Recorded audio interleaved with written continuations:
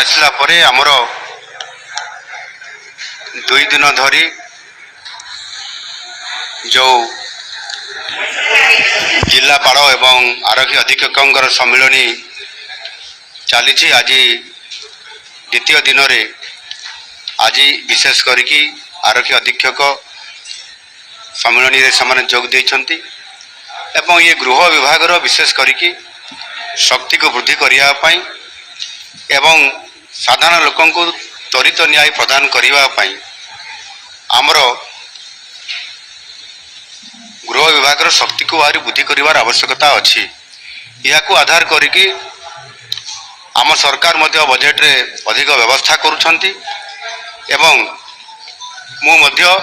ଲୋକମାନେ କିଭଳି ଭାବରେ ନ୍ୟାୟ ପାଇପାରିବେ ଏବଂ ଲୋକମାନେ ଶାନ୍ତିରେ ନିଜ ଅଞ୍ଚଳରେ ଶାନ୍ତିରେ ବାସ କରିପାରିବେ, ଏ ପ୍ରକାରର କଥାକୁ ବିଚାରକୁ ନେଇ ଆମ ସରକାର ଅନେକ ଗୁଡ଼ାଏ ପଦକ୍ଷେପ ନେବା ପାଇଁ ଯାଉଛନ୍ତି। ସେଥିରେ ଯାହା ଆପଣଙ୍କର ମହାପ୍ରଭୁ ଜଗନ୍ନାଥଙ୍କର ଯେଉଁ ରଥଯାତ୍ରା ହେଉଛି ତାକୁ ଅଧିକ ସୁସଜ୍ଜିତ ଏବଂ ଶୃଙ୍ଖଳାର ସହିତ ସମାପନ କରିବା ପାଇଁ ଏକ ସ୍ୱତନ୍ତ୍ର ବାଟାଲିୟନ କରାଯାଉଛି, ଯେଉଁଥିରେ 1043ରୁ ଅଧିକ ଏଥିରେ ବିଭିନ୍ନ ସୁରକ୍ଷା ବଳ ସହିତ କର୍ମଚାରୀ ନିଯୁକ୍ତି ହେବେ ଏବଂ ହୋମଗାର୍ଡ ଯାହାକି ପୁନର୍ନିଯୁକ୍ତି ପାଇଁ ନିଷ୍ପତ୍ତି ଆମ ସରକାର ନେଇଛନ୍ତି ତାକୁ ତ୍ୱରିତ କାର୍ଯ୍ୟକାରୀ କରିବା ପାଇଁ ବିଶେଷ କରିକି ଏଥିରେ ପାଖାପାଖି 2998 ଜଣ ସେମାନେ ପୁନର୍ନିଯୁକ୍ତି ହୋମଗାର୍ଡ କ୍ଷେତ୍ରରେ କରାଯିବ। ଯେଉଁ ଥାନାମାନଙ୍କରେ ଭେହିକିଲ୍ ନାହିଁ, 2 ହ୍ୱିଲର ହେଉ ବା 4 ହ୍ୱିଲର ହେଉ ଏବଂ ଯେଉଁ ଆୟୋମାନେ ବିଭିନ୍ନ ପ୍ରକାରର ଯେତେବେଳେ ଫିଲ୍ଡ ଭିଜିଟ୍ କରୁଛନ୍ତି, ଇନକ୍ୱାରି କରୁଛନ୍ତି, ସେତେବେଳେ ତାଙ୍କ ପାଖରେ ମୋଟର ସାଇକେଲ ବା 4 ହ୍ୱିଲର ନାହିଁ, ତାକୁ ଅଧିକ ଶକ୍ତି ଦେବା ପାଇଁ ଏବଂ ଏ ଇନକ୍ୱାରିକୁ ଗତି ବଢ଼ାଇବା ପାଇଁ ସେଥିରେ ବର୍ତ୍ତମାନ ସବୁ ଥାନାମାନଙ୍କରେ ଓଡ଼ିଶାର 9000 ମୋଟର ସାଇକେଲ ପ୍ରଦାନ କରିବା ପାଇଁ ସମ୍ପୂର୍ଣ୍ଣ ଭାବରେ ନିଷ୍ପତ୍ତି ହୋଇସାରିଛି ଏବଂ ପ୍ରତି ଥାନାରେ ମଧ୍ୟ ଇମର୍ଜେନ୍ସି ଆପତକାଳୀନ କାମ କରିବା ପାଇଁ ହଠାତ୍ ଇମର୍ଜେନ୍ସି ଗୋଟେ ଆସିଗଲା, ସେତେବେଳକୁ ଭେହିକିଲ୍ ନାହିଁ ସେ ଅନ୍ ଦି ସ୍ପଟ୍କୁ ଯିବା ପାଇଁ, ଆଉ ଆଇଆଇସି କୌଣସି ସମୟରେ ଯଦି ସେ 4 ହ୍ୱିଲରକୁ ନିଜେ କିମ୍ବା ଆଉ କାହା ଅଫିସରକୁ ଦାୟିତ୍ୱ ଦେଇଦେଇକି ସେ ଗାଡ଼ି ନାହିଁ, ସେ ସମୟରେ ତ୍ୱରିତ ଏହାର କାର୍ଯ୍ୟକ୍ରମ କରିବା ପାଇଁ ଆଉ ଗୋଟିଏ 4 ହ୍ୱିଲର ଗାଡ଼ି ଦେବାର ବ୍ୟବସ୍ଥା ପ୍ରତି ଥାନାରେ ଏହା ଆମ ସରକାର ଗୁରୁତ୍ୱ ସହ ବିଚାର କରୁଛନ୍ତି। ଖୁବ୍ ଶୀଘ୍ର ଏହା କାର୍ଯ୍ୟକ୍ରମ କରାଯିବ ଏବଂ ଆପଣଙ୍କର ଯେଉଁ ଇମର୍ଜେନ୍ସି ଯେଉଁଟା ଆମର ଅଛି ଅଧିକ ଶକ୍ତି ବୃଦ୍ଧି କରିବା ପାଇଁ ସେଥିରେ ERSS ପାଇଁ 1243 ପଦବୀ ମଧ୍ୟ ପୂରଣ କରାଯିବ ଏବଂ ବିଭିନ୍ନ ମେଡ଼ିକାଲ କଲେଜ ମାନଙ୍କରେ ବିଭିନ୍ନ ସମୟରେ ଅପ୍ରୀତିକର ପରିସ୍ଥିତି ହେଉଥିବା କାରଣରୁ ସେଠି ମଧ୍ୟ 10ଟି ମେଡ଼ିକାଲ କଲେଜରେ 10ଟି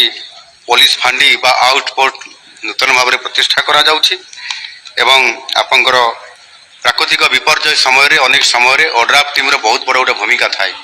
ଏବଂ 20ଟି ୟୁନିଟ୍ ଅଛି। ଆମ ସରକାର ପୁଣି ଆଉ 10ଟି ୟୁନିଟ୍ ପ୍ରତିଷ୍ଠା କରିବା ପାଇଁ ଯାଉଛନ୍ତି, ତାହା ମଧ୍ୟ ଆମର ଘୋଷଣା ହୋଇସାରିଛି। ଅଳ୍ପ ଦିନ ଭିତରେ ଏହା ସମ୍ପୂର୍ଣ୍ଣ ଭାବରେ କାର୍ଯ୍ୟକ୍ଷମ ହେବ ଏବଂ ପ୍ରତି ଜିଲ୍ଲାରେ ଗୋଟିଏ ଗୋଟିଏ ଓଡ୍ରାଫ୍ ଟିମ୍ର ୟୁନିଟ୍ ମଧ୍ୟ ପ୍ରତିଷ୍ଠା ହେଉଛି ଏବଂ ଆଉ ଗୋଟିଏ ବଡ଼ କଥା ହେଲା ଓଡ଼ିଶା ଷ୍ଟେଟ୍ ଷ୍ଟ୍ରାଇକିଂ ଫୋର୍ସ ଯେଉଁଟାକି OSF କୁହାଯାଉଛି, ତାହାର ବହୁତ ଆବଶ୍ୟକତା ଥିଲା। ତାହା 3ଟି ବାଟାଲିୟନ ନୂଆ ଭାବରେ ଗଠନ କରାଯାଉଛି। ଏହା କରିବା ଦ୍ୱାରା ବିଶେଷ କରିକି ପୋଲିସର ଯେଉଁ ଥିମ୍ ଅଛି ସେବା ଓ ସୁରକ୍ଷା, ଏ କାର୍ଯ୍ୟକ୍ରମକୁ ସଫଳ କରିବା ପାଇଁ ହେଲେ ତାଙ୍କର ଶକ୍ତିକୁ ଏବଂ ତାଙ୍କର ମନୋବଳକୁ ଦୃଢ଼ କରିବା ପାଇଁ ପଡ଼ିବ। ସେଥିପାଇଁ ଆମର ଏଇ ଗୃହ ବିଭାଗର ଯାହା ବି ତାଙ୍କର ଡେଫିସିଏନ୍ସି ଅଛି ବା ଅଭାବ ଅଛି ତାକୁ ସମ୍ପୂର୍ଣ୍ଣ ଭାବରେ ପୂରଣ କରାଯାଉଛି ଏବଂ ଆଗାମୀ ଦିନରେ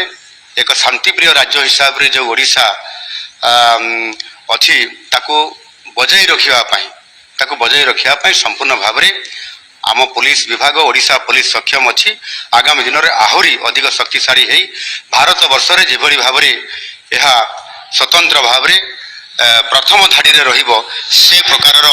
ଆମେ ତାକୁ ଶକ୍ତି ଯୋଗାଇବା ପାଇଁ ଆଜିର ଇଏ ସମ୍ମିଳନୀରେ ମଧ୍ୟ ଏ କଥା ମୁଁ ସମସ୍ତ ଜିଲ୍ଲାପାଳମାନଙ୍କର ଉପସ୍ଥିତିରେ ଆରକ୍ଷୀ ଅଧୀକ୍ଷକମାନଙ୍କୁ ମଧ୍ୟ ଏବଂ ରାଜ୍ୟର ଉଭୟ ବିଭାଗର ବରିଷ୍ଠ ଅଧିକାରୀମାନଙ୍କର ଉପସ୍ଥିତିରେ ତାଙ୍କୁ ମୁଁ ପରାମର୍ଶ ଦେଇଛି ଏବଂ ନିଶ୍ଚିତ ଭାବରେ ଆଗାମୀ ଦିନରେ ଆମ ଓଡ଼ିଶା ପୋଲିସ ଭାରତ ବର୍ଷରେ 1 ନମ୍ବର ପୋଲିସର ମର୍ଯ୍ୟାଦା ପାଇବ ସେ କାର୍ଯ୍ୟକ୍ରମ ହାତକୁ ନେଉଛି।